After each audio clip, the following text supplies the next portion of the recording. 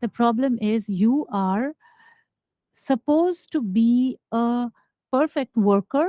You're supposed not to have emotions and not to even identify with them, because if you do, you can't work as hard. You're supposed to be a nice, well behaved servant, afraid, so that you can be kept in line, kept towing the line. So, how do you step out of that paradigm? How do you shift that paradigm?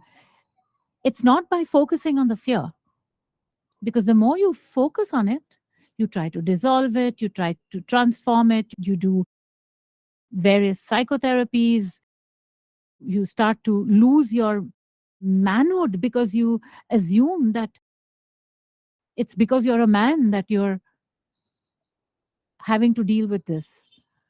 The fact of the matter is that whether you're a man or a woman, fear is not inherent and intrinsic to your nature, to your being, to yourself, to your existence. It isn't.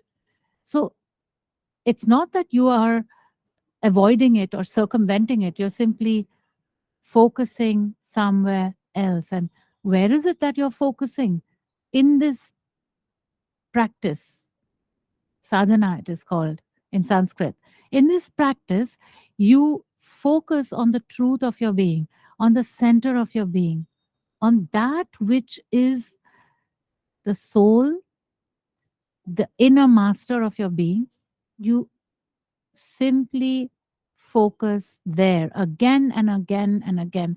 And every time the fear arises, you focus on the strengths of your being, on the center of your being. And as you do this, what happens is that that fear starts to dissolve, because you've been told, that you have to project strength, you have to project a certain contour, you have to project intellectual perfection, you have to project emotional strength by not giving into emotions, which is utter nonsense, because it is when you allow the emotions to happen and you actually embrace them that you master them.